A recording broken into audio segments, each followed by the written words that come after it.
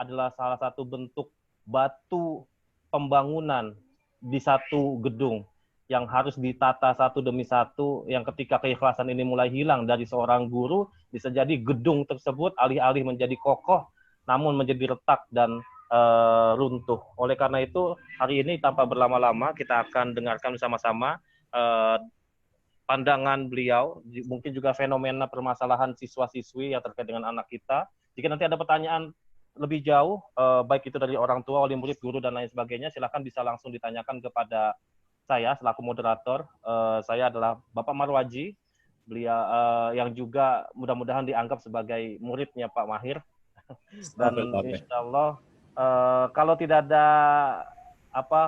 pertanyaan, bisa melalui chat atau misalnya bertanya langsung dengan raise your hands, and after that we will unmute your microphone and we will let you ask your question.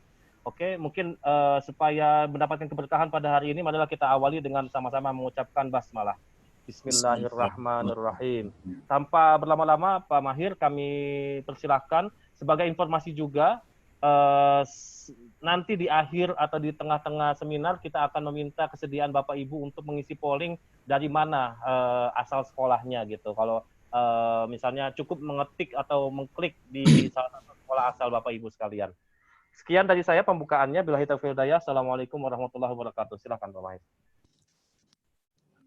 Bismillahirrahmanirrahim. Assalamualaikum warahmatullahi wabarakatuh. Waalaikumsalam warahmatullahi wabarakatuh. Alhamdulillah, puji syukur kita panjatkan kehadirat Allah Subhanahu wa taala pada pagi hari ini, siang kalau di Banjarmasin sudah siang, kita bisa bertemu di kajian rutin, acara rutin yang digagas oleh Taran Islam dari seluruh sekolah mitra yang ada di Indonesia. Salawat dan salam selalu kita panjatkan kepada junjungan kita Nabi besar Muhammad SAW. Semoga kita mendapatkan syafaat beliau nanti di yaumil kiamah. Pada Pak Marwaji, mohon izin saya share screen untuk memulai kegiatan siap, kita. Pak. Silakan Pak, siap. Mahirabi, yang YouTube kita go live sebentar boleh, Bi? Belum di. Boleh. Di bagian mana, Abdi? Di linknya di stream, kemudian bagian sudut kanan ada go live.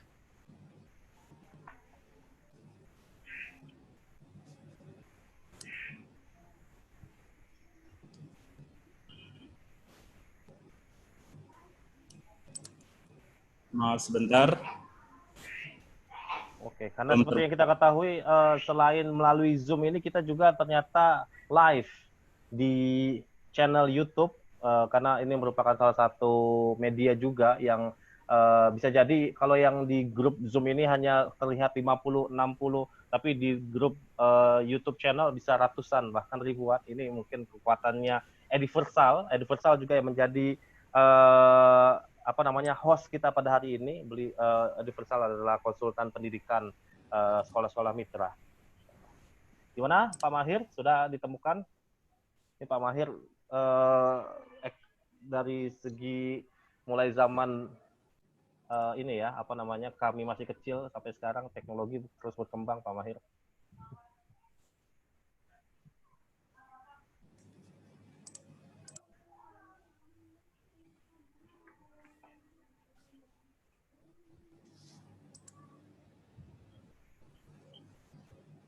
Saya belum mendapatkan linknya, Abi. Di bagian ininya, Bi, YouTube.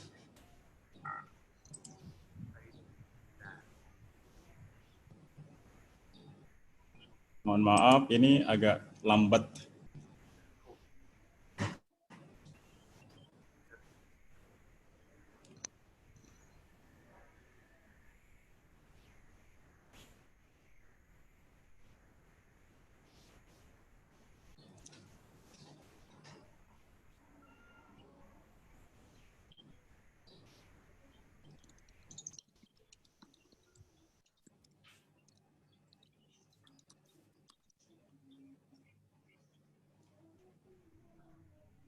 Mahirabi, okay. Ini agak lambat, Abi, ininya.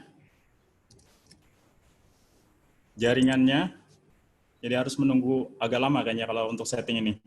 Saya mulai aja ya. Oke, nggak apa silakan. Oke Pak, siap Pak. Nah, itu dia. Sebagian.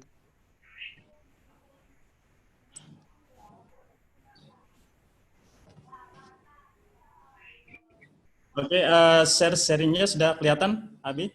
Sudah Kelihatan. kelihatan YouTube channelnya Pak Mahir yang ganteng ini.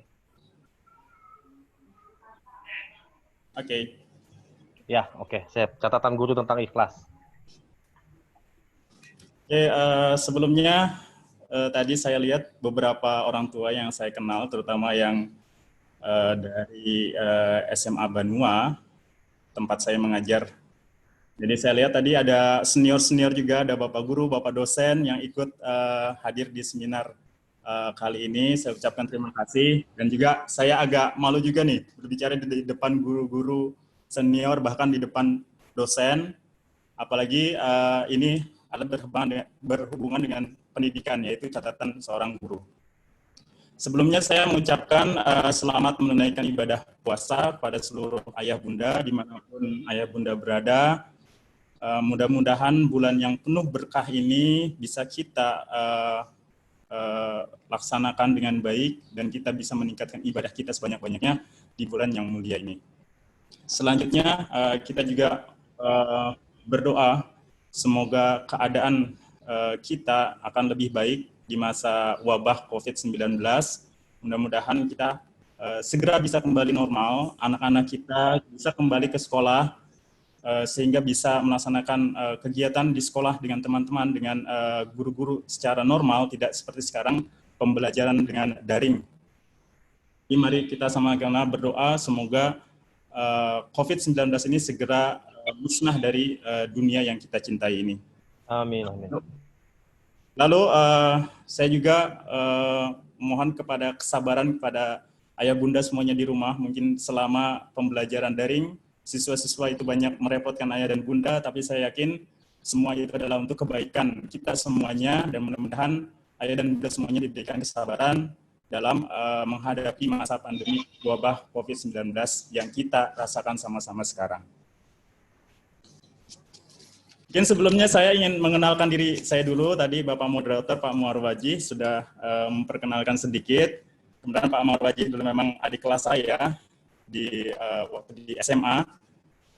Saya lulusan dari salah satu sekolah mitra dengan Turki juga, yaitu SMA Pribadi Depok. Mungkin ada beberapa ayah bunda yang berasal dari SMA Pribadi Depok. Alhamdulillah saya lulus SMA dari sana. Lalu setelah lulus SMA, saya melanjutkan kuliah di Turki, mendapatkan beasiswa, alhamdulillah S1 S2 langsung di Middle East Technical University di jurusan keguruan pendidikan kimia. Dan alhamdulillah setelah itu saya langsung meniti karir, langsung menjadi guru karena jurusan saya ada keguruan. Mulai dari mengajar di SMA Pribadi Depok, lalu setelah itu pindah ke sebuah institusi pendidikan yang bergerak di bidang olimpiade, yaitu Cosmos Education. Lalu setelah itu 1 tahun saya sempat merintis sebuah bimbel dengan para alumni-alumni teman-teman saya. Kita hampir 2 tahun saya merintis bimbel, dan alhamdulillah sampai sekarang bimbelnya masih ada. Setelah 2 tahun merintis bimbel, saya kembali lagi ke sekolah. Waktu itu saya pindah ke Yayasan Karisma Bangsa. Dan di antara ayah dan bunda juga ada yang berasal dari sekolah Karisma Bangsa. Saya sempat mengajar di Karisma Bangsa selama 3 tahun. Lalu setelah itu saya pindah lagi ke Yayasan Fatih Semesta, dan dari Yayasan Fatih Semesta saya ditugaskan di SMAN Banua Kalsel di Banjarmasin dari mulai tahun 2017. Jadi SMAN Banua Kalsel ini adalah sekolah kerjasama antara Fatih Semesta dengan Dinas Pendidikan Provinsi Kalimantan Selatan. Oleh karena itu sekolah kami adalah sekolah negeri, tetapi sistem yang lakukan di sekolah kami mirip dengan sekolah-sekolah mitra kita yang ada di seluruh Indonesia. Jadi sistem asrama, sistem pendidikan bilingual semuanya juga dijalankan di SMAN Banua Kalsel. Mungkin ayah bunda yang belum tahu, SMAN Banua Kalsel adalah sekolah unggulan yang ada di Kalimantan Selatan. Tepatnya kami berada di Kabupaten Banjar. Kabupaten Banjar itu di antara Banjarmasin dan Banjarbaru. Banjarmasin mungkin kita kenal dengan seperti gambar ini, pasar terapungnya ya. Mungkin kapan-kapan kalau ayah bunda bisa main ke Banjarmasin, bisa menghubungi saya, insya Allah kita bisa jalan-jalan ke pasar terapung. Itu sebuah perkenalan. Alhamdulillah sudah hampir 13 tahun saya mengajar di dunia pendidikan. Mungkin ini saya sharing. Saya juga malu, mungkin ada beberapa ayah bunda ini yang sudah berpuluh-puluh tahun mungkin mengajar seperti yang saya lihat. Jadi mungkin ini hanya sharing saya sedikit saja mungkin dari pengalaman ayah bunda yang lebih banyak lagi. Mudah-mudahan ada manfaatnya. Sebelumnya saya mengucapkan permohonan maaf dulu kepada ayah bunda karena saya memberikan materi bukan berarti saya yang menggurui ayah bunda, tapi saya yakin ayah bunda ini semuanya mempunyai banyak cerita, mempunyai banyak hal yang bisa sharing kita juga. Oleh karena itu nanti kita bisa sharing saja, mungkin pertanyaan, bukan pertanyaan ya, nanti kita sharing bersama-sama mengenai guru, menjadi orang tua, ataupun menjadi seorang pekerja yang lainnya. Insya Allah kita bisa sharing sama-sama, insya Allah kita akan ambil manfaatnya. Dan juga saya mohon maaf mungkin kepada seluruh yang sudah mengikuti seminar ini, mungkin materinya tidak sesuai dengan ekspektasi ayah dan bunda. Saya juga mohon maaf karena keterbatasan saya. Terakhir, saya mohon maaf juga mengambil waktu ayah dan bunda di hari Sabtu ini yang seharusnya bisa berkumpul dengan anak-anak di rumah, tapi kita bersama-sama mengikuti seminar ini. Mudah-mudahan saya berdoa di dalam hati yang paling dalam ada manfaatnya bagi kita semuanya. Sebelumnya saya akan memulai dengan sebuah buku catatan kecil, sebuah slide yang berisi buku catatan kecil. Mengapa saya mengambil judul seminar hari ini adalah catatan guru tentang ikhlas. Karena memang isinya adalah, di sini adalah isinya catatan yang pernah saya tuliskan atau saya pernah sampaikan kepada seluruh siswa yang pernah saya didik atau saya bina di seluruh tempat saya mengajar.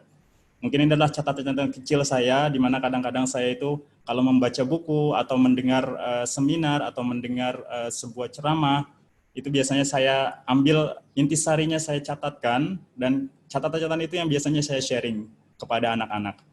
Dan mudah-mudahan itu semuanya nanti akan kita akan sambungkan dengan keikhlasan. Karena terus terang saya bingung ketika dikasih materi tentang keikhlasan oleh tim dari Parents Club. Saya ini bukan ahli agama, jadi kalau bicara keikhlasan selalu pemikiran kita berhubungan dengan agama, maka saya juga kebingungan karena saya tidak mempunyai kemampuan untuk bisa menjelaskan keikhlasan dari sisi agama. Ya mungkin saya menyambungkan dengan apa yang menjadi profesi saya menjadi seorang guru dengan keikhlasan. Karena materi keikhlasan itu adalah materi yang sangat berat sekali. Kalau kita ingin bicara secara serius, materi keikhlasan memang materi yang sangat berat sekali. Oleh karena itu, apa yang saya akan sampaikan di sini adalah lebih ke arah pemikiran saya pribadi. Ini tidak melalui hasil riset atau apa-apa. Jadi mungkin ada banyak kekurangan, kesalahan, kehilapan yang sudah pastinya, dan semuanya itu adalah dari saya pribadi.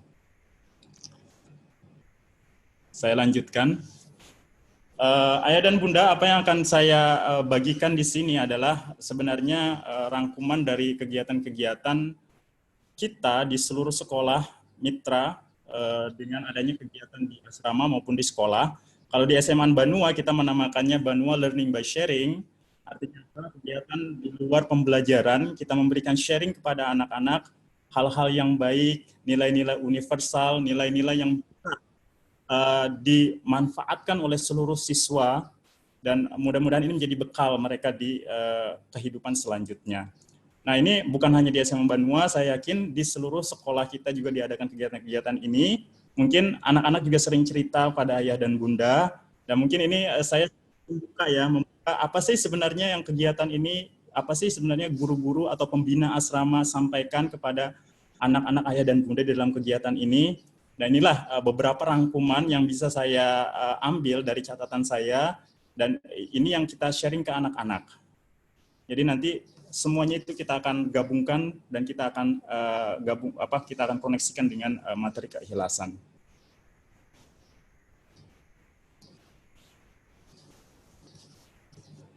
Yang pertama, saya sempat di acara kelulusan 2 minggu yang lalu kita mengadakan acara kelulusan secara online pada siswa-siswa kita karena memang kondisi yang tidak memungkinkan kita untuk mengadakan kelulusan. Pada saat itu saya mendapatkan sebuah surat cinta dari siswa dan saya menjawab surat cintanya dengan ini. Ini adalah screenshot WhatsApp saya kepada siswa tersebut dan ini adalah pesan yang selalu saya sampaikan kepada anak-anak ketika anak-anak mengalami graduation atau kelulusan atau perpisahan. Mungkin kita bisa ambil poinnya di sini yang ingin saya sampaikan sebenarnya kepada anak-anak ada beberapa. Yang pertama, sudah pastinya permohonan maaf dari saya sebagai guru mungkin selama mengajar mereka selama 3 tahun, pasti banyak sekali kesalahan yang sudah kami perbuat kepada anak, ayah, dan bunda sekalian. Oleh karena itu, yang paling utama adalah kita memohon maaf kepada seluruh peserta didik yang sudah lulus. Jadi kalau Bapak Ibu membaca ini, ada kata-kata ulun. Ulun itu artinya saya dalam bahasa Banjar, dan ada kata-kata pian. Pian itu artinya kamu dalam bahasa Banjar. Mungkin saya sedikit menuliskan dalam bahasa Banjar, walaupun hanya sedikit kata bahasa Banjar yang saya tahu. Lalu selain permohonan maaf kepada anak-anak yang akan lulus, biasanya saya selalu menyampaikan kata-kata bermanfaat bagi banyak orang. Seperti yang saya tuliskan di sini, ulun mau lihat bagaimana nanti kita bersama bisa saling bahu-membahu melakukan sesuatu yang baik, yang bermanfaat bagi banyak orang. Nah, itulah harapan saya sebagai guru dan saya yakin semua guru-guru yang ada di dunia dan siapapun itu akan mempunyai harapan yang sama kepada anak-anak didiknya. Semoga anak-anak didik kita itu semuanya akan bisa bermanfaat bagi banyak orang. Dan mudah-mudahan kalau anak-anak didik kita bisa bermanfaat bagi banyak orang, insya Allah apa yang kita berikan itu akan lebih banyak lagi orang yang menerima, bukan hanya kepada 1-2 orang saja.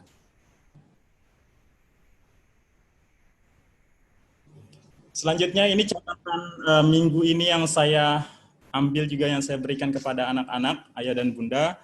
Minggu ini kita ada peringatan Hari Kartini tanggal 21 April. Ini baru saja kita peringati dan inilah pesan yang saya berikan kepada anak-anak selama peringatan Hari Kartini yang baru saja kita lewati. Saya menuliskan sebuah pesan yang intinya adalah berkisah tentang pintu-pintu yang terbuka dengan kasih sayang. Jadi di sini saya menjelaskan kepada anak-anak tentang prinsip rasa kasih sayang. Kenapa ini saya hubungkan dengan Hari Kartini? Karena kita tahu Hari Kartini adalah pahlawan perempuan ya yang membuka mata perempuan di Indonesia di tahun 1900-an dengan bukunya Habis Gelap Terbitlah Terang. Sebenarnya bukan tulisan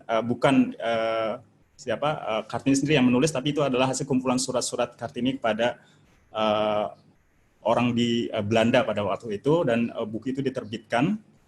Dan perempuan adalah simbol kasih sayang. Seperti kita tahu, perempuan terutama seorang ibu adalah pahlawan kasih sayang bagi semua kita. Oleh karena itu, itulah nilai-nilai yang saya angkat kepada anak-anak ketika memperingati Hari Kartini. Saya mengatakan kepada mereka bahwa salah satu prinsip kasih sayang yang perlu kita hidupkan adalah membalas keburukan dengan kebaikan. Jangan pernah kita, orang lain melakukan keburukan kepada kita, justru kita melawannya dengan keburukan. Justru sebaliknya, jika seorang melakukan keburukan kepada kita, maka kita balas itu selalu dengan kebaikan. Itulah yang membuat rasa kasih sayang dalam diri kita itu akan terus membara.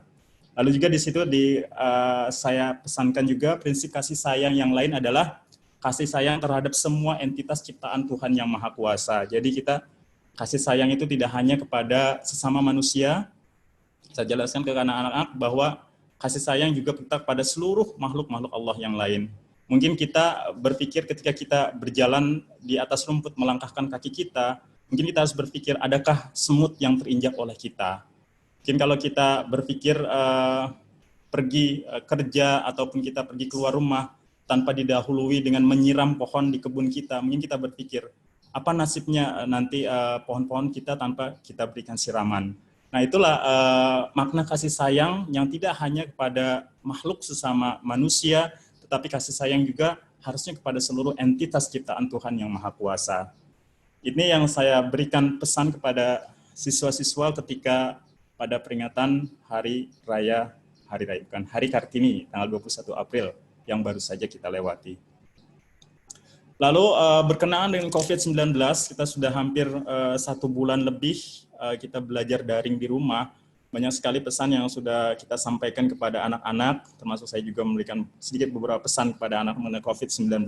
Ini ada beberapanya yang ingin saya share kepada ayah dan bunda mengenai COVID-19.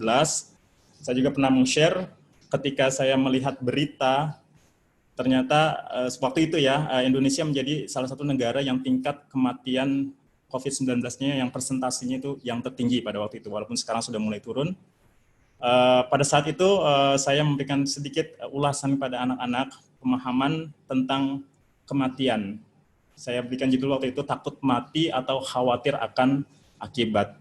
Nah, kita ini sebenarnya apa yang harus kita lakukan? Kita harus takut mati atau kita harus takut kepada akibat yang akan kita terima setelah mati. Nah, itulah yang harus kita pikirkan. Di sini saya jelaskan bahwa manusia adalah mempunyai dua sisi jasmani dan sisi rohani. Di pada saat itu saya jelaskan ke anak-anak, kita mempunyai dua sisi, dan sisi mana yang akan kita tekankan. Kalau sisi jasmani, maka kenikmatan di dunia ini itu akan hilang ketika kita mati. Kenikmatan jasmani di dunia ini akan hilang ketika kita mati. Maka ketika kita memperhatikan itu, maka kita akan takut akan kematian. Tetapi kalau kita berpikir dari sisi rohaninya, bukan kematian yang akan kita takutkan, tapi yang kita takutkan adalah apa yang akan kita terima nanti setelah mati. Ada pepatah mengatakan, seseorang yang tidak khawatir akan nasibnya nanti, nasibnya patut dikhawatirkan. Itu yang ingin saya gugah di dalam anak-anak, bukan takut akan matinya, tapi takut akan pertanggungjawaban nanti setelah mati. Maka kalau dalam agama Islam, itu ada prinsip khauf dan roja, rasa takut dan rasa permohonan atau rasa permohonan akan mendapatkan kebaikan nanti setelah kematian. Nah, nilai-nilai ini yang ingin saya sampaikan ke anak-anak pada pesan yang saya sampaikan saat itu.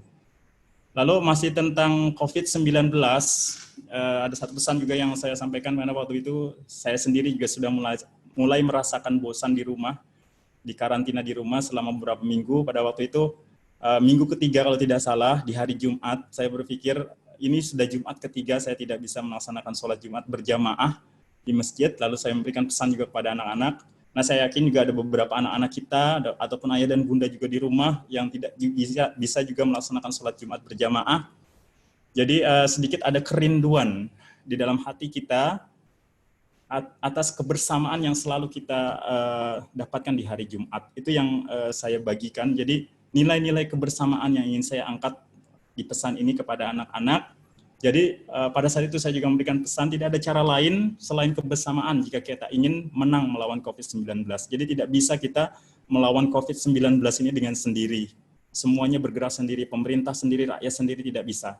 Tapi semuanya harus bahu-membahu, harus bersama-sama melawan COVID-19. Dan saya yakin kalau kebersamaan kita ada, maka COVID-19 ini akan hilang, akan bisa kita kalahkan dari dunia ini. Insya Allah itu yang kita inginkan, kebersamaan. Jadi sebuah indah arti dari sebuah kebersamaan, di mana ketika kita tidak bisa bersama-sama, ya walaupun kita sekarang di rumah bersama dengan keluarga kita, itu juga sebuah hikmah lain di adanya wabah COVID-19 ini, tapi di lain sisi kita tidak bisa bersama dengan teman-teman kita, dengan saudara-saudara kita yang lain. Nah, itulah hal-hal yang perlu kita perhatikan. Sungguh indah kita mengingat masa-masa di mana kita bisa beribadah, apalagi sekarang kita di bulan Ramadan. Mungkin ada beberapa di antara kita juga yang tidak bisa menjalankan ibadah sholat tarawih berjamaah di masjid. Mungkin kita harus berjamaah di rumah masing-masing. Ya mungkin kita merindukan masa-masa ibadah bersama itu. Mungkin pada Jumat hari itu juga pas juga dengan hari wafatnya Isa Al-Masih juga sama. Saudara-saudara kita dari beragama Kristen juga sama, tidak bisa melaksanakan ibadahnya di gereja, mereka juga harus melaksanakan ibadahnya lewat online, dan itu semuanya sungguh menggugah hati kita bagaimana pentingnya sebuah kebersamaan.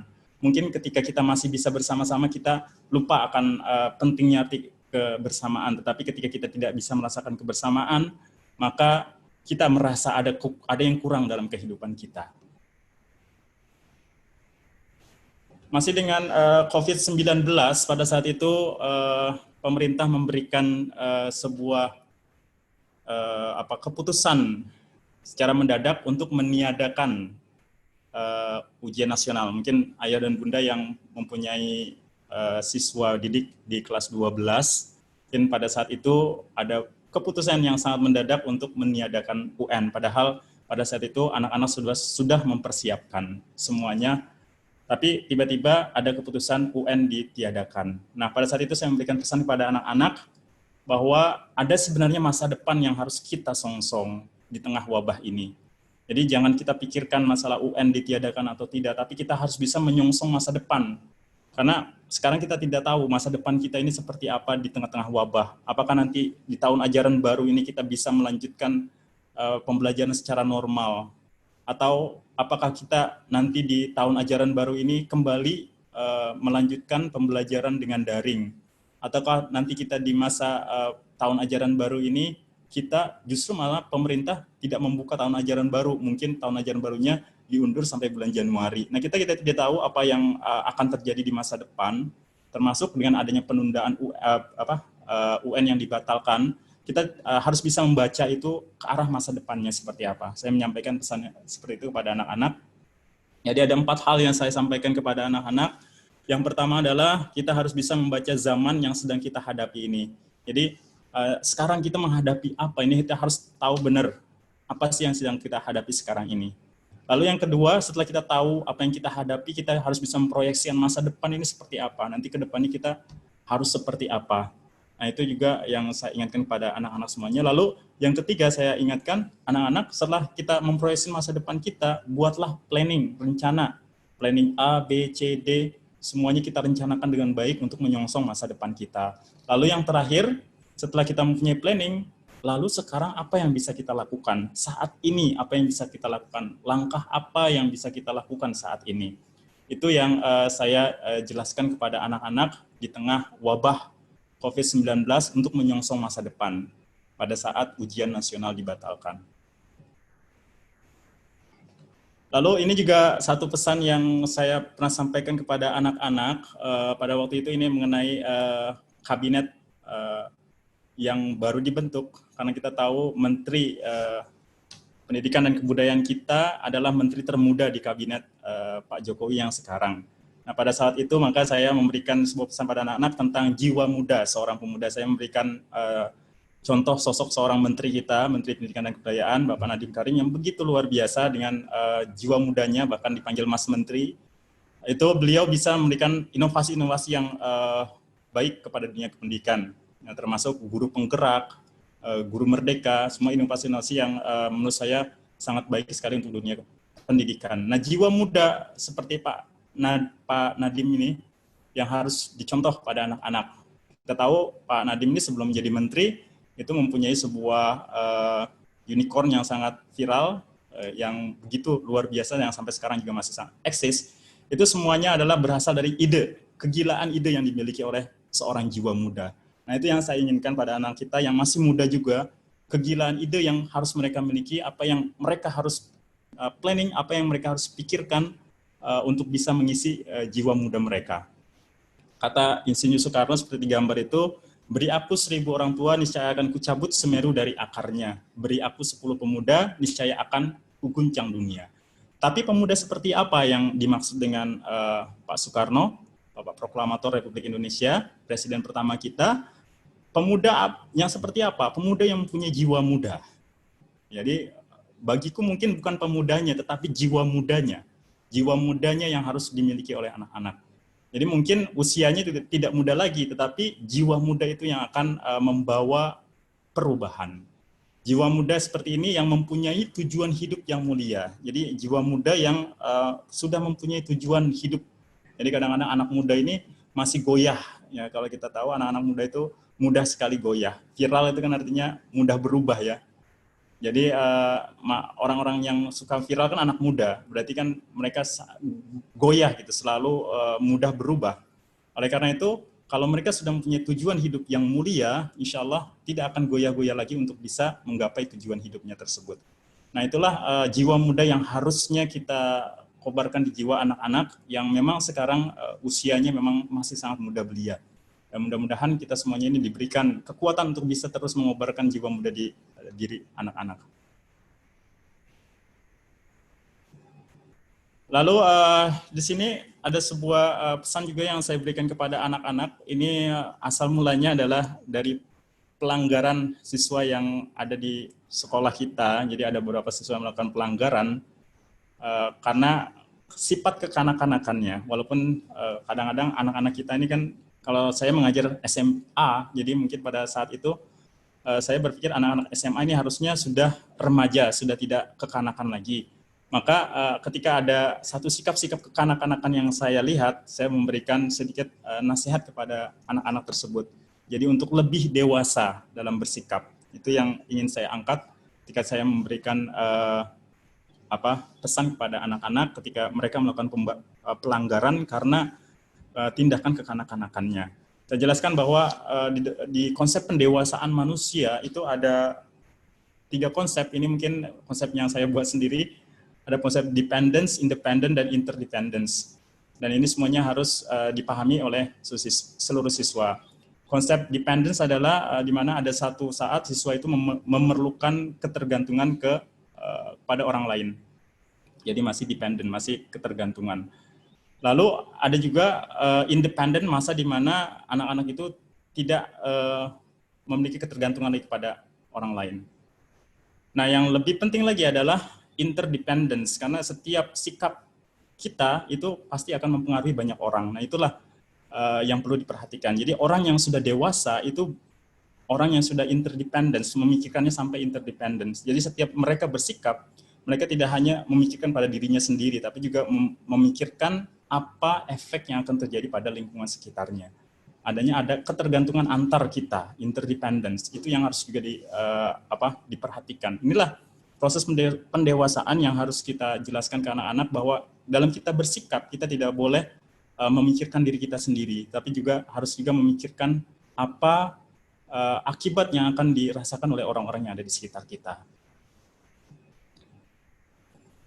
Nah, selanjutnya beberapa tahun lalu, kalau tidak salah ini, ketika bertepatan dengan Hari Raya Idul Adha, dan pada waktu itu Hari Raya Idul Adha itu berdekatan sekali dengan proklamasi Hari Kemerdekaan Indonesia ya. Kalau nggak salah tahun lalu ya, HUT RI itu berdekatan sekali dengan Hari Raya Idul Adha.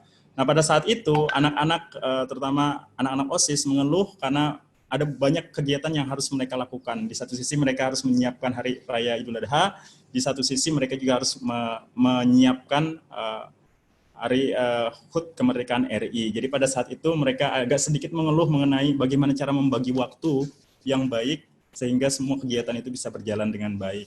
Lalu saya memberikan sebuah pesan kepada mereka bahwa kita ini perlu adanya pengorbanan waktu kadang-kadang. Apa yang dimaksud dengan pengorbanan? Memang proses selalu memerlukan waktu, dan membagi waktu dengan baik membutuhkan pengorbanan. Jadi kadang-kadang kita jika ingin membagi waktu di saat banyaknya kegiatan yang kita lakukan, memang kadang-kadang ada sesuatu yang harus kita korbankan. Ya mungkin ini pengorbanan bisa juga kecil, bisa juga besar. Nah ini yang harus anak-anak bisa di-manage. Ya. Saya ajarkan mereka untuk memanage mana prioritas yang harus diutamakan. Dan memang kadang-kadang kalau kita tidak mau berkorban, ya kita tidak akan bisa menjalankan kegiatan-kegiatan semuanya itu dengan baik. Memang dalam berkorban itu terkadang sulit untuk dilakukan, tapi kadang-kadang juga harus dilakukan. Kadang sulit untuk dilakukan, tapi kadang-kadang juga harus dilakukan.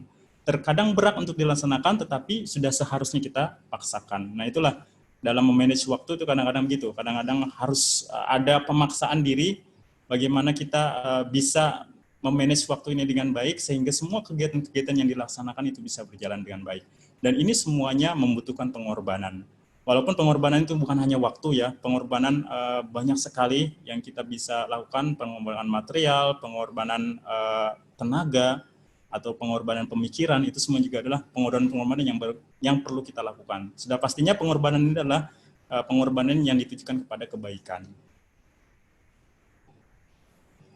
Lalu selanjutnya beberapa tahun yang lalu saya juga teringat pada salah satu siswa saya yang pada waktu itu juga baru lulus ke Akpol, Akademi Kepolisian.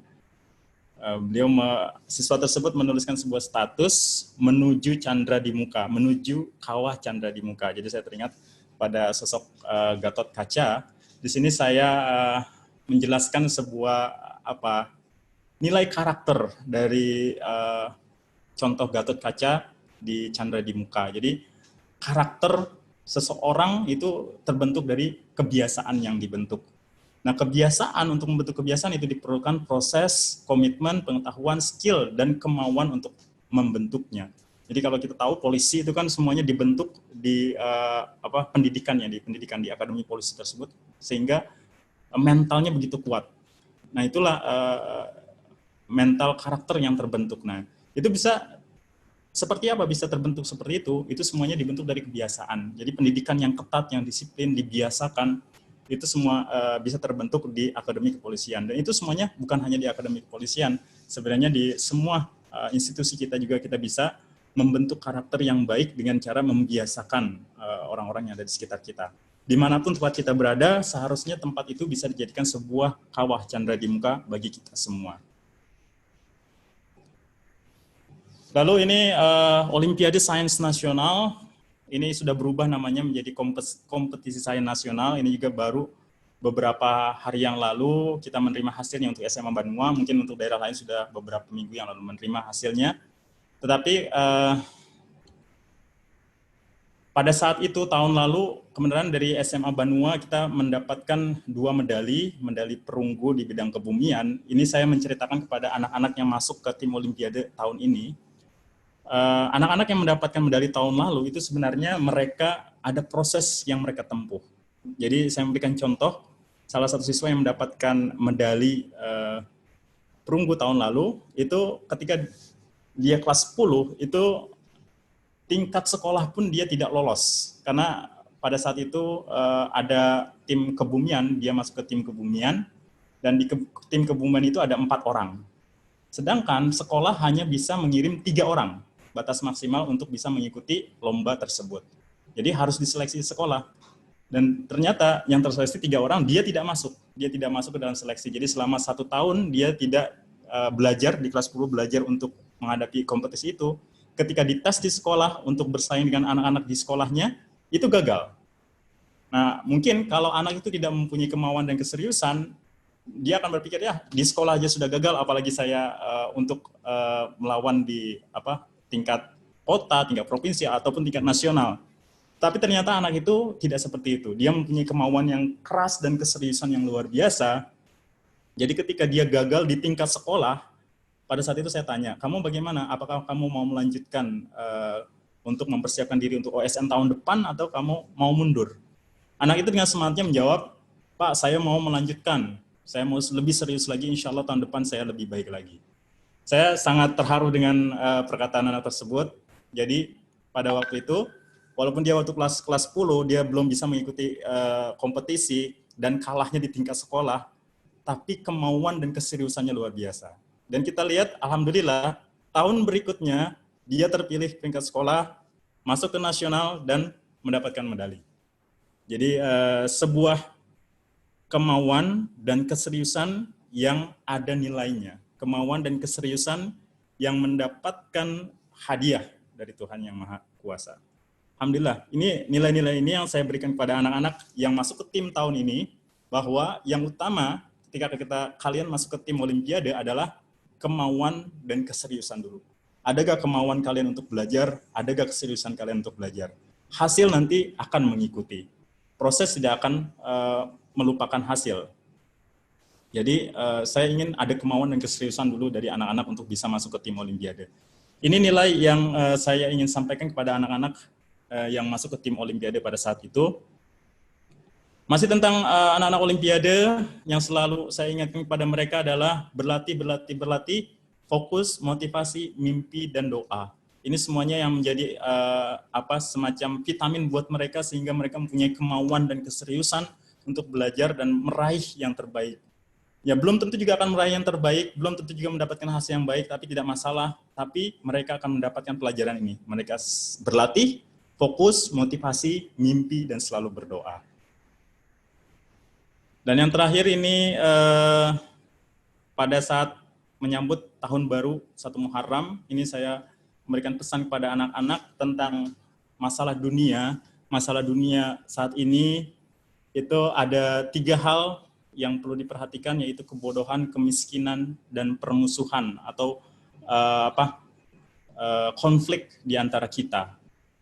Ini masalah-masalah yang ada di dunia kita. Ya, Pak? Ini momennya pas di pentingnya kita mau ada polling kah? Ingin evaluasi. Abi, suaranya kurang jelas, Abi. Putus-putus. Oke.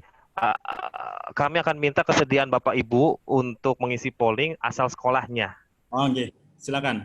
Oke, kalau Bapak Ibu sekalian bukan orang tua wali murid, bisa diisi dengan nomor atau paling bawah, yaitu saya bukan wali murid. Ya.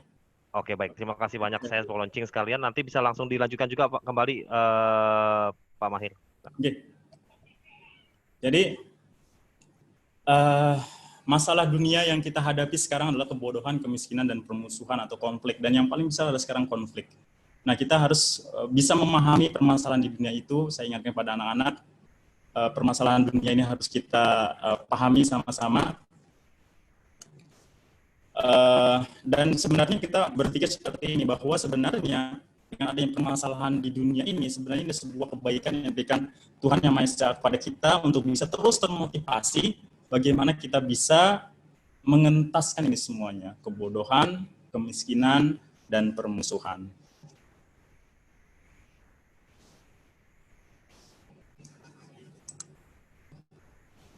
Oke, Bapak Ibu, kita sebagai guru itu sebenarnya menjelaskan itu semuanya, kita menganggap itu sebagai sebuah takdir kita meniti jalan hikmah itu artinya melayani. Sudah pastinya dalam meniti jalan ini tidak lurus, ada belokan, ada turunan, ada tanjakan yang harus kita hadapi. Tidak semudah apa yang saya sampaikan, tetapi dalam realitanya ada yang menerima, ada yang tidak. Ada yang A, I, U, I, O. Banyak sekali respon dari anak-anak, tapi kita itu menganggap semuanya sebagai takdir kita sebagai seorang pendidik, sebagai seorang pengajar kepada orang-orang yang ada di sekitar kita, anak-anak kita.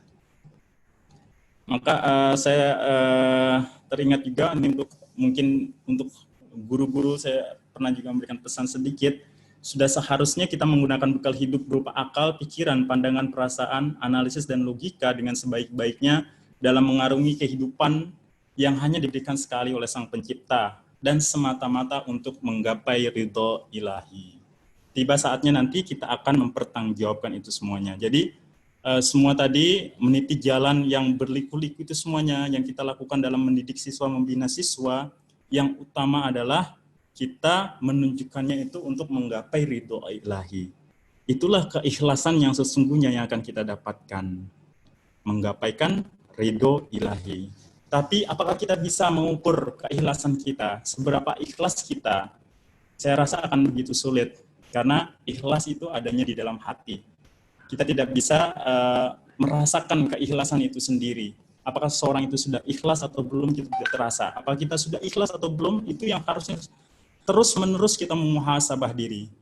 Kalau saya kadang-kadang itu sering ketika melakukan sesuatu, saya berpikir apakah saya sudah ikhlas melakukan ini untuk ridho ilahi, ataukah saya melakukan ini hanya untuk popularitas, ataukah melakukan ini hanya untuk menjalankan tugas yang diberikan oleh pimpinan kepada saya. Nah itu kadang-kadang harus sering kita kita lihat kembali niat kita lihat kembali hati kita. Nah, kadang-kadang nilai itulah yang akan menjadi kekuatan bagi kita. Jadi, kalau saya bisa analogikan dalam menjadi seorang guru, ikhlas itu seperti ini. Jadi, ikhlas itu kita menjadi tanah yang akan menumbuhkan pohon-pohon dan akan mengembangkan sebuah bunga mawar yang sangat indah dipandang mata. Jadi kita akan menjadi sebuah tanahnya dengan keikhlasan kita, dengan semua nilai-nilai yang kita ajarkan, yang tadi saya berikan contoh pengorbanan, masa depan, ataupun nilai-nilai universal lainnya, kasih sayang, tolong menolong. Nilai-nilai itu semuanya adalah yang menjadi keikhlasan. Dan kita nggak tahu semua yang kita lakukan itu apakah ikhlas atau tidak. Nah, itulah yang hanya bisa kita lakukan, bahwa mudah-mudahan kita mengharapkan keikhlasan dalam melakukan itu semuanya. Dan kalau kita merasa ikhlas melakukan itu semuanya, insya Allah kita akan menjadi sebuah tanah yang akan menumbuhkan tumbuhan yang luar biasa, tumbuhan yang enak dipandang mata, bunga yang akan menebarkan wewangian, menebarkan kebaikan ke seluruh daerah yang ada di sekitarnya. Itulah keinginan kita semuanya. Maka kita harus sering-sering melihat hati kita. Saya mengatakan seperti ini, ada sebuah hal yang mungkin ini penting. Kata-kata yang keluar tanpa melalui filter hati tidak akan memiliki efek pada pendengarnya. Jadi apa yang kita sampaikan kepada anak-anak, apa yang kita tuliskan, apa yang kita sharing ke anak-anak, kalau tanpa adanya filter hati, mungkin tidak akan ada efeknya bagi pendengarnya, tidak akan ada efeknya bagi anak-anak yang ada di depan kita. Nah, filter hati itu apa? Filter hati itu adalah ikhlas. Karena saya seorang guru kimia, saya sering menjelaskan kepada anak-anak analogi ikatan untuk menjelaskan tentang keikhlasan. Ada dua ikatan, Bapak Ibu, ikatan ion dan ikatan kovalen. Nah, ikatan ini terjadi karena pemberian elektron. Jadi kalau satu atom memberikan elektron kepada atom yang lain, itu akan terjadi sebuah ikatan. Tapi ketika memberikan elektron itu ada yang memberinya langsung memberi, tetapi ada yang memberinya tetapi setelah itu dipakai bersama-sama. Nah, kalau memberinya itu langsung memberi tanpa pamrih di sini artinya, itu akan menjadi sebuah ikatan ion. Jadi seperti ini elektronnya langsung dikasih. Tetapi kalau memberi setelah itu dipakai bersama-sama seperti yang sebelah kanan ini, sharing artinya, maka pada saat itu ikatannya akan terjadi ikatan kovalen. Kalau kita perhatikan di sini, ini seperti ikhlas. Ikhlas adalah kita memberikan sesuatu tanpa adanya pamrih, tanpa adanya iming-iming di belakangnya. Kita memberikan pendidikan kepada anak-anak, tidak ada apa yang kita harapkan dari mereka. Hanya kita ingin memberikan ini bahwa saya mempunyai sebuah tujuan untuk menggapai ridho ilahi, bukan yang lainnya. Nah, ketika itu maka akan terbentuk sebuah ikatan yang sangat kuat antara siswa dengan gurunya.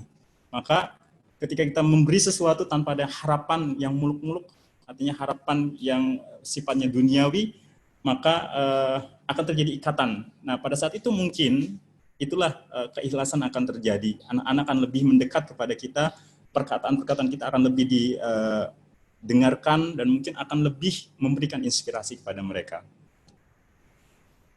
Sebuah perkataan dari Ustadz Bediüzzaman Said Nursi, saya ambil di sini, mengatakan bahwa ikhlas dalam beramal, apalagi amal ukhrawi, merupakan landasan yang paling penting, kekuatan yang paling besar, penolong yang paling makbul, sandaran yang paling kokoh, jalan yang paling singkat menuju kebenaran, seruan yang paling benar, sarana yang paling mulia, perangai yang paling utama, serta pengabdian yang paling murni. Jadi kalau kita punya ikhlas, semuanya itu yang paling. Insya Allah itu yang menjadi kekuatan kita dalam melanjutkan tugas kita sebagai seorang guru. Lalu kalau kita lihat ikhlas itu sendiri, lawan katanya itu adalah pamrih, curang, kotor, khianat. Saya ambil dari kamus online. Kalau dalam agama mungkin di dalam Islam kita mengenal katanya riya. Artinya ya sama, pamrih, curang, kotor, khianat. Kalau kita lihat ini, sebenarnya ini semuanya bisa kita kalahkan kalau adanya kebersamaan di dalam kita. Terutama kita di antara guru-guru kita ya, untuk keikhlasan guru-guru supaya lebih lagi, maka harus ada kebersamaan di antara guru yang satu dengan guru yang lainnya. Maka ketika adanya kebersamaan tersebut, maka keikhlasan akan lebih mudah digapai. Jadi ini sesuai dan sangat sesuai sekali dengan moto dari Direktorat Pendidikan SMA Kementerian Pendidikan dan Kebudayaan Indonesia yang mengatakan motonya maju bersama, hebat semua. Artinya apa? Kita satu kesatuan. Kita seperti sebuah roda, sebuah gear ya. Jadi kita seperti sebuah mata roda. Jadi kalau ada satu mata roda yang tidak baik, maka semua roda ini tidak bisa berjalan dengan baik. Nah, begitu juga kita sebagai pendidik, kita ini harus sama-sama. Kita satu kesatuan, kita maju bersama, hebat semua. Nah, kalau kita maju bersama, hebat semua, maka keikhlasan kita dalam mendidik, keikhlasan kita dalam membimbing anak-anak itu akan tercapai insya Allah. Terakhir Bapak Ibu, ini surat cinta yang saya dapat dari siswa ketika perpisahan kemarin. Satu hal yang ingin saya garis bawahi di sini adalah kata-kata ikhlas. Mungkin yang paling kiri, yang paling bawah itu ada kata-kata ikhlas. Apakah ini sudah menunjukkan bahwa orang yang menerima pesan ini ikhlas? Menurut saya tidak, karena ikhlas tidak bisa dilihat dengan mata kepala, tidak bisa dirasakan kadang-kadang. Keikhlasan itu adalah di dalam hati. Tetapi orang-orang yang ada di sekitar kita itulah yang akan merasakannya.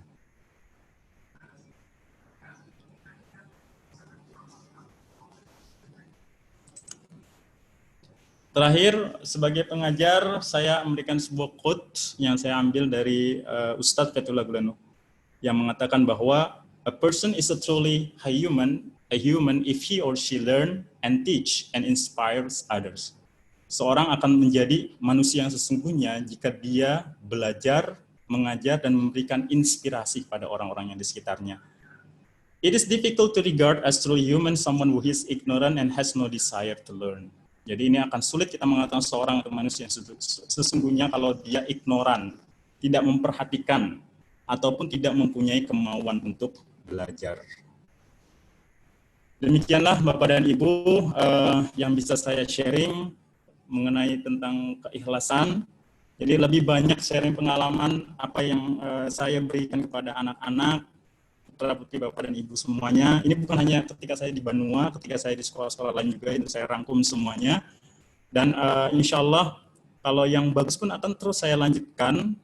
Dan bukan hanya saya sebagai pendidik, kadang-kadang ketika mungkin di rumah, ataupun ketika menjadi teman, menjadi seorang kakak, insya Allah nilai-nilai tersebut yang selalu saya pikirkan untuk bisa dibagi bersama-sama. Mudah-mudahan ada manfaatnya bagi Bapak dan Ibu semuanya. Mohon maaf atas segala kesalahan, dan saya yakin Bapak dan Ibu semuanya mempunyai ilmu yang lebih banyak daripada saya. Jadi saya mohon maaf kalau terasa menggurui Bapak dan Ibu, tapi itu hanyalah sharing hati saya yang saya berikan kepada anak-anak, sehingga Bapak dan Ibu yang sudah menitipkan putra-putrinya di sekolah kami itu bisa mengetahui sebenarnya guru-guru kita di sekolah ataupun pembina asrama apa sih yang dijelaskan. Nah, nilai-nilai universal ini yang kita jelaskan kepada anak-anak. Terima kasih, mudah-mudahan tidak ada pertanyaan. Kalau ada pertanyaan juga mungkin pertanyaan yang sifatnya sharing, yang saya bisa berbagi dengan orang tua yang lain. Terima kasih, saya tutup. Assalamualaikum warahmatullahi wabarakatuh. Waalaikumsalam warahmatullahi wabarakatuh.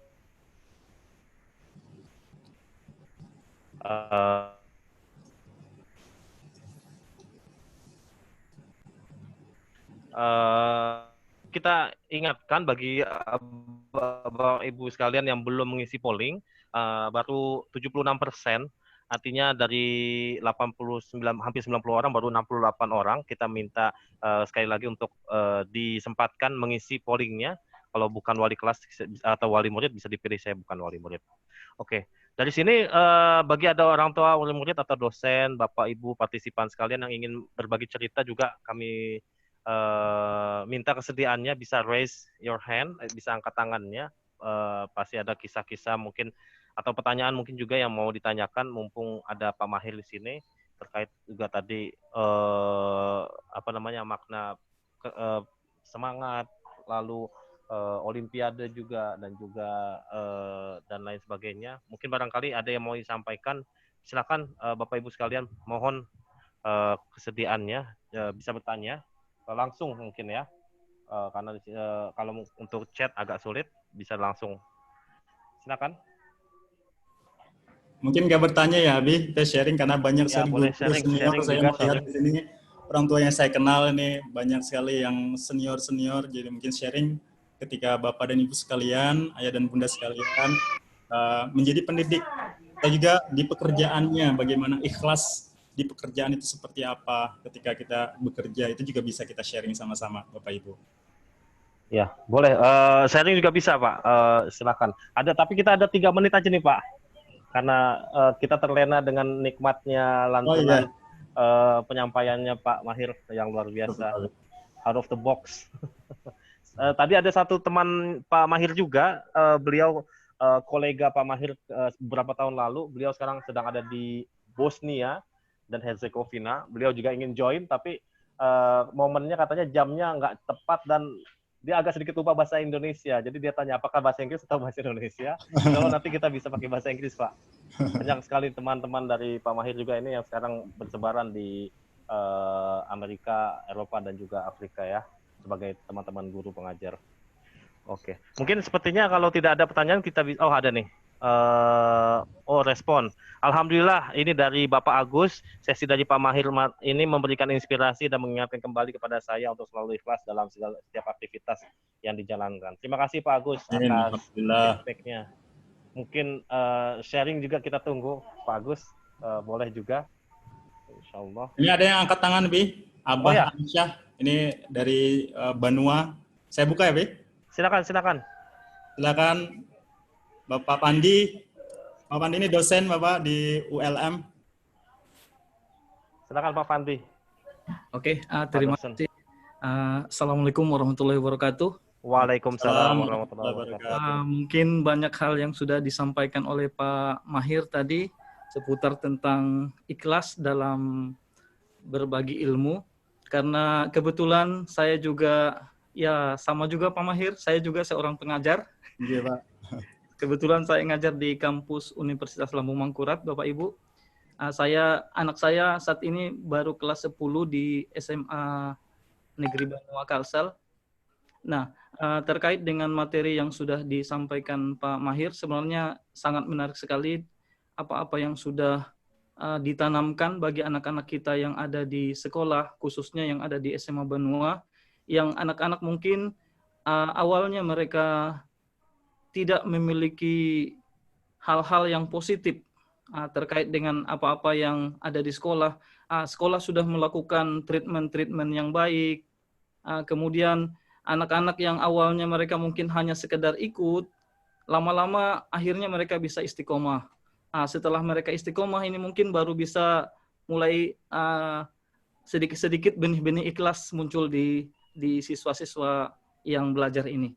Nah, termasuk mungkin banyak metode-metode belajar yang sudah dibagikan di sekolah, ada etude yang bagi anak-anak belajar, mungkin itu juga di awal-awal mereka terasa berat, karena memang mereka tidak biasa melaksanakannya, tapi mungkin dengan adanya treatment dari sekolah, lambat laun anak-anak ini juga mulai mencoba untuk bisa mengikuti, yang akhirnya lama-lama mereka bisa istiqomah. Dan sekarang efeknya pada saat mereka di rumah, mereka bisa mengikutinya mulai muncul ikhlas. Karena kalau sudah tahapan ikhlas, Bapak Ibu, ini kan berarti anak-anak sudah mulai mereka bisa menerima bahwa ini memang murni untuk mereka.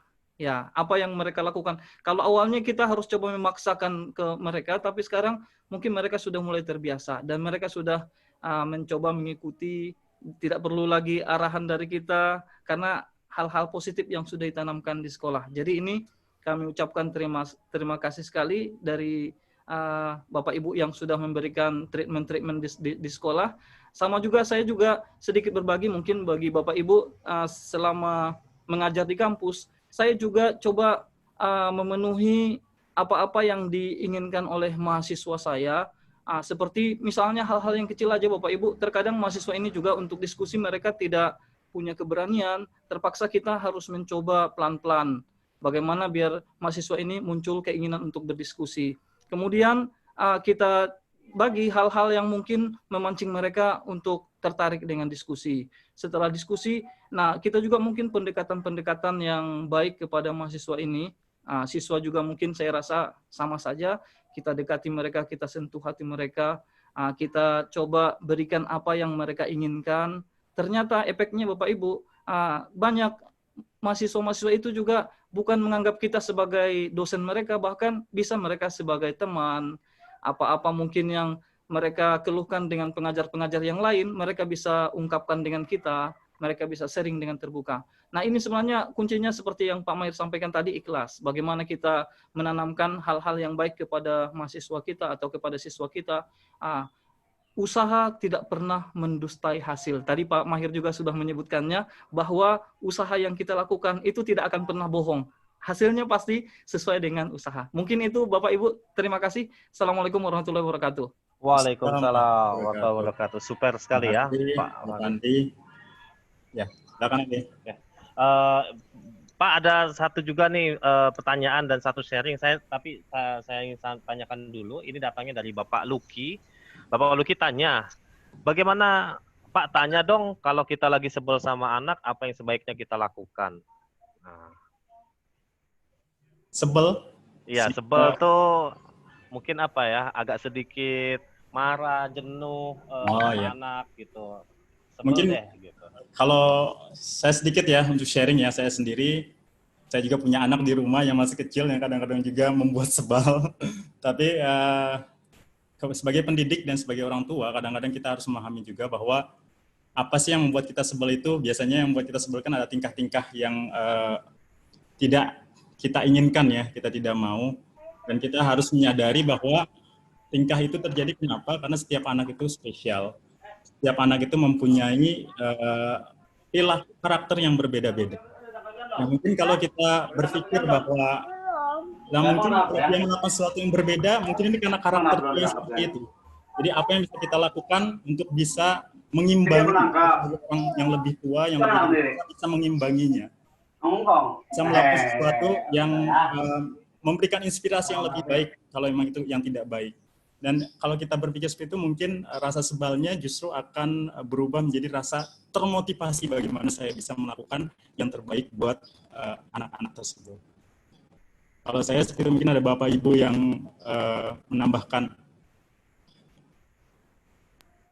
Iya, sebel ini bahasa yang biasa dipakai sama ini ya, orang tua. Sebenarnya sebel sayang ya. Dia sebel, tapi nanti setelah marah lagi 1-2 menit sebel, dia nanti sayang lagi sama anaknya. Mungkin gitu. Oke, Pak, ini ada satu sharing juga dari Ibu Ratna. Saya bacakan aja, saya izin. Saya sekedar sharing dari Ibu Ike Ratna Dewi. Semua elemen yang sudah dipaparkan, menurut saya elemen terakhir yang perlu kita perlukan adalah pasrah setelah semua kita sudah usahakan semaksimal mungkin. Karena semua keputusan, semua ada di akhir dan sudah menjadi ketentuan Allah Subhanahu wa taala. Dan kita harus pasrah mendapatkan hasil akhirnya dan legowo menerima hasil keputusan akhirnya dan bisa mencoba kembali bila ada kesempatan lain. Masya Allah. Terima kasih banyak atas share-nya Ibu Ike Ratna Dewi. Mudah-mudahan. Masih ada waktu nggak Pak? Satu lagi boleh Pak? Ini juga ada dari Ibu Ana, terima kasih banyak Ibu. Ikhlas memang dahsyat. Ada pertanyaan Pak dari satu peserta, dari Bapak Akbar.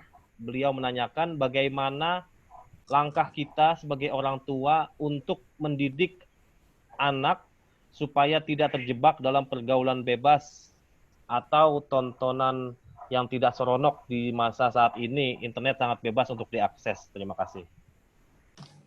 Ya, di masa daring ya, ini memang masa yang sangat krusial ya buat anak-anak Bapak Ibu, karena mereka bisa saja memberikan alasan saya belajar, saya mengerjakan PR atau tapi ternyata melakukan hal yang lain. Nah, itu mungkin tidak ada cara lain, kita harus memperketat pengamanan kita. Kita ada beberapa program yang mungkin saya juga belum tahu karena anak saya masih kecil, Bapak Ibu, anak saya baru mau masuk SD, jadi mungkin belum sampai ke arah sini. Tapi yang saya tahu ada beberapa programnya yang bisa kita lakukan, mungkin di internet ataupun melalui aplikasi yang bisa mengontrol itu. Dan juga yang jelas sudah pasti adalah yang lebih penting adalah keintenans kita untuk sesering mungkin kita memberikan kontrol kepada anak-anak.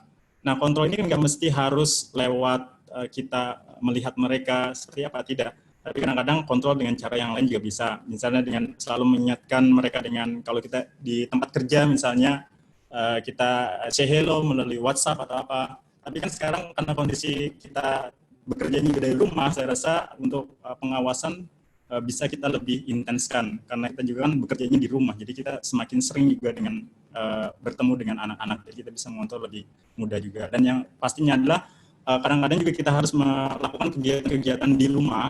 Kalau sekarang karena masa di rumah ya, kegiatan-kegiatan yang berbeda, yang tidak biasa kita lakukan. Misalnya kadang-kadang kita, ayo kita sama-sama rapat, yuk rapat keluarga misalnya. Nah, mungkin di antara kita belum pernah ada yang melakukan rapat keluarga gitu kan, kita selalu rapat di rumah, di kantor gitu kan, rapat dengan kolega-kolega kita. Tapi ada kalanya kita melakukan itu, yuk adik, kakak, ibu, kita sama-sama rapat untuk membahas satu hal. Nah, dengan adanya rapat tersebut mungkin akan ada banyak kegiatan-kegiatan yang bisa kita lakukan bersama dengan keluarga, dan mungkin dengan kegiatan-kegiatan itu anak-anak jadi lebih tertarik untuk melakukan kegiatan-kegiatan yang lain daripada untuk melakukan kegiatan-kegiatan yang tidak baik di internet seperti itu. Jadi membuat sesuatu yang berbeda di keluarga itu juga kadang-kadang kita perlukan. Baik Pak, terima kasih banyak. Ini masih ada waktu atau gimana nih Pak? Sudah lewat 8 menit. Ada 2, Masya Allah ya. Mungkin satu lah ya, mungkin kita bisa ambil Pak Mahir. Ini Bapak ini datang dari Bapak Rahmat. Pertanyaannya, ketika perekrutan guru-guru, adakah alat ukur yang berkenaan dengan ikhlas? Waduh, luar biasa. Pak Rahmat Supriyadi, betul? Iya, betul. Pak Rahmat Supriyadi ini kepala sekolah Bapak, jadi Bapak mungkin lebih tahu daripada saya. Selama ini kalau di Banua saya juga kurang tahu karena juga saya tidak masuk ke tim perekrutan guru-guru di SMAN Banua, tapi di sekolah-sekolah lain juga saya pernah ya. Memang kalau untuk keikhlasan ini agak sulit, Bapak. Mungkin instrumennya seperti apa kita juga tidak tahu. Tapi yang jelas kita menerima guru yang terbaik. Setelah itu ikhlasnya itu nanti kita melakukan pembinaan ketika sudah masuk menjadi pegawai. Nah, itulah yang sulitnya karena kita tidak bisa melihat adanya di dalam hati dan sulit sekali untuk bisa diinstrumenkan. Tapi paling tidak dengan niatan baik dari kita mungkin di institusi, yang saya bilang kebersamaan institusi itu sangat penting sekali. Ukhuwah di antara guru-guru itu sangat penting sekali untuk bisa menimbulkan keikhlasan di dalam guru tersebut. Jadi kalau di dalam sekolah itu misalnya stafnya dengan gurunya tidak akur, nah itu biasanya sering terjadi kan, staf dengan guru tidak akur, atau di antara guru yang satu guru yang lain tidak akur, maka atmosfer ikhlas itu tidak akan ada di dalam institusi tersebut. Di dalam institusi tersebut semuanya itu harus berpikir bahwa saya adalah bagian dari institusi ini, dan saya bekerja untuk sama-sama, bukan untuk diri saya, bukan untuk ego saya. Saya adalah bagian satu mata rantai. Jadi kalau saya bekerja untuk diri sendiri itu tidak akan bisa, dan nilai keikhlasan itu tidak akan bisa tumbuh di lingkungan seperti itu. Maka kebersamaan, ukhuwah, maka ikhlas dan ukhuwah itu selalu disandingkan sebagai seperti saudara kembar. Kalau ada ikhlas pasti ada ukhuwah, kalau ada ukhuwah pasti ada ikhlas. Seperti itu, Bapak. Baik, mungkin itu aja Pak pertanyaannya. Ada tambahan tadi kalau dari Ibu Ana ini untuk terkait pertanyaan sebelumnya tentang bagaimana memonitor kegiatan anak. Jadi monitor kegiatan daring anak bisa dengan kesepakatan, misalnya pembatasan waktu daring. Oke, Masya Allah. Idenya juga bagus sekali dengan ada penjadwalan, planning. Nanti setelah itu ada controlling dan juga evaluating. Nah, itu dilakukan di rapat keluarga biar semuanya sepakat ya, memahami dan sepakat gitu. Iya, betul. Oke, baik. Insya Allah setelah ini saya catat nih Pak Mahir. Setelah itu saya lakukan, saya take note dan saya take action. Saya coba nanti dengan adik yang usia 4 tahun saya mau bikin rapat luar biasa keluarga, Insya Allah. Oke, sepertinya Bapak Ibu sekalian kita sudah ada di penghujung acara karena waktu juga sudah menunjukkan jam 12.11. Insya Allah pemaparan yang sudah disampaikan, pertanyaannya juga sudah habis, sharingnya juga mungkin sudah dicukupkan. Kami selaku moderator mengucapkan terima kasih atas partisipasi Bapak Ibu sekalian. Terima kasih juga Pak Mahir atas waktunya dan informasinya, ilmunya. dan juga seluruh orang tua wali murid, baik dari seluruh sekolah maupun yang non orang tua wali murid, kita juga terima kasih sekali. Terima kasih juga kepada Parents Club Indonesia telah menjadi fasilitator dan juga Edversal menjadi host. Kita ketemu lagi sampai dengan seminar seri atau runtutan seri seminar Parents Club Indonesia di hari Sabtu depan di waktu yang sama jam 11. Jika ada yang kurang berkenan dari saya mohon maaf. Billahi taufiq wal hidayah. Assalamualaikum warahmatullahi wabarakatuh. Waalaikumsalam warahmatullahi wabarakatuh. Terima kasih Mohon Pak maaf, Mahir. badalaan semuanya. Ya, terima kasih semuanya. Mohon izin untuk keluar. Ya, silakan Pak.